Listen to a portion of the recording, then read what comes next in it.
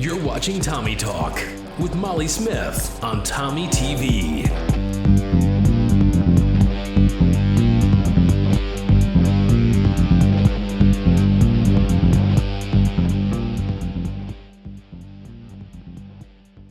Hello, Tornado Nation. This is Molly Smith with Tommy TV, and I'm here with our superintendent to give a little update about what's going on in the school district with these different plans. So thank you for joining us today, Dr. Dougherty. What is the update? What's new in the school district? What can you tell us? Well, first of all, Molly, I want to thank you. I know you're under quarantine as well as I am. We're in our home offices and they look a little bit different than our normal setting, but we are following the governor's order to self-isolate and to shelter at home. So thank you for that. And hello, Tornado Nation. Boy, do I miss you. We certainly miss seeing our students. We miss seeing our staff, and we miss all of our daily interactions on campus. Our main concern is obviously that everybody stays well. We are concerned about students getting meals. We're concerned about the coronavirus spread stopping in our community. And we understand there have been recent cases that have been read and then some that are pending. So we do know that it's starting to travel to the rural areas of Illinois. Mm-hmm. So as of right now, concerning school, what is the official date that we're back? Well, right now we are under the governor's order to keep schools closed until after our spring break. We are scheduled to return back on April 13th, which is a Monday. It's the Monday after Easter.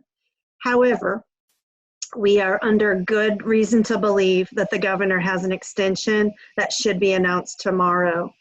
And when we do get our next marching orders from the governor, we'll readjust and then we'll come back and let the community know as soon as possible. What types of variables are in play here? Obviously, we're under the governor's orders and different types of instruction.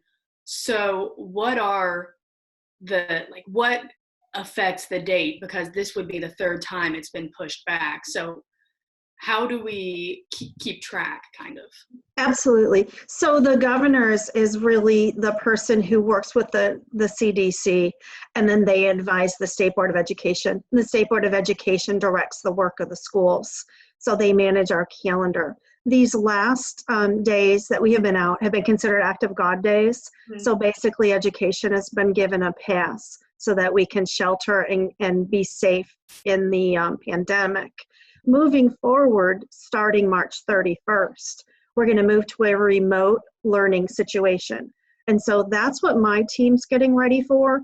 We have been on virtual meetings Sunday with State Board, Monday morning with regional office and administrative team, and state organizations planning the changes in curriculum for students. So the exciting part about that is our team will assemble this week, and you're going to have some learning opportunities that come out. We're rebuilding our website and loading links. There's a link per class, and we're deploying Chromebooks. So our older kids in our school were on a one-to-one, but our younger kids were not. So we are currently deploying 3rd, 4th, 5th, and 6th Chromebooks so that we can deliver a little more online learning. And that's pretty exciting, looking at a Google format and looking at teachers on the same page and helping students. Yeah, obviously the administration and you guys at the school board have been working very hard to line all of this out. But can you tell me a little bit about the expectations for students? So the biggest question that people have been asking me to ask you was, how is the grading going to be handled on this, since it is very different than traditional learning? Well, here we are in a time that's unprecedented, Molly, and essentially we are changing our paradigm in the way we understand education. So we really are flipping it, and we're looking at, number one is making sure our kids are fed. So we've got a survey on Sundays you can click on our website, and that plans meals for the week. And then we have buses that bring the meals around and or pick up at the high school. The second thing is we want to make sure families have shelter. So we're working with social agencies around so that people are safe and can afford to keep their homes, because we have an economic downturn also tied to this time with germs flying around. So it's kind of two problems that we're encountering at once. And then our third area of concern is education. So it flips our way of thinking, because generally we start with education. And in this scenario, we're very concerned about our students' social emotional and our staff's social emotional well-being. So right now, to answer your question on grades and on what we expect out of our students, we expect our students to connect to their teachers in classrooms and to the website and to their education. We expect students to have bedtimes. We expect students to have meals. We're providing 2 a day. We'd really like to see those numbers up. So communicate with your friends and families and neighbors. We really want to get more meals out. The state is funneling dollars so that we can help feed. And in this time of economic downturn, that will help every single family. So if we can get more meals out, that'll help tremendously. We'd like every household to set up a place for students to do some work, because I think we're in this for the long haul. My staff and myself, you'll see I'm here in a home office. My staff, they've all established home offices that I've worked with online this week, just to carve out personal space. And just me personally, I don't often talk about myself, but our daughter has returned from University of Kentucky, and she's set to graduate this year. So her school's been closed the rest of the semester, and they've been put on an online learning format, and their graduation and everything has been canceled. Now, until we get a little bit further directed by the state, we haven't made all of those decisions in our district, but we are ready to start that conversation and start making some plans. So the next thing right now parents can help with students is daily exercise and then keeping a social distance.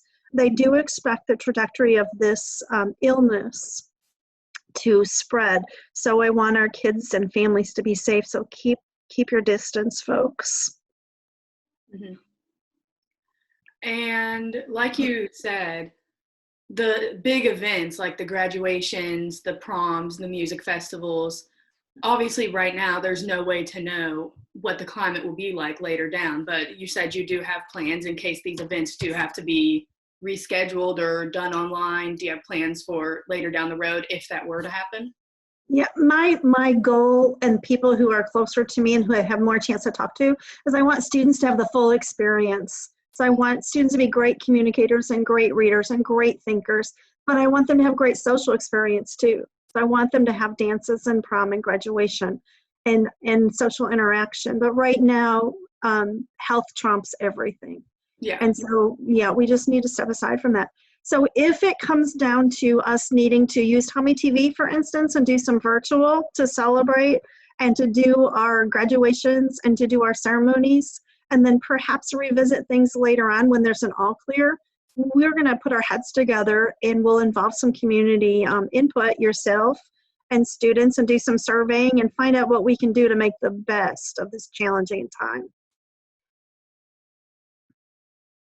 Yeah, we all know that this, like you said earlier, has never been, there's no plan for a situation like this, but knowing that the school board does have the students' best interest in mind really does mean a lot to all of us. And we do know that health comes before everything else in this scenario.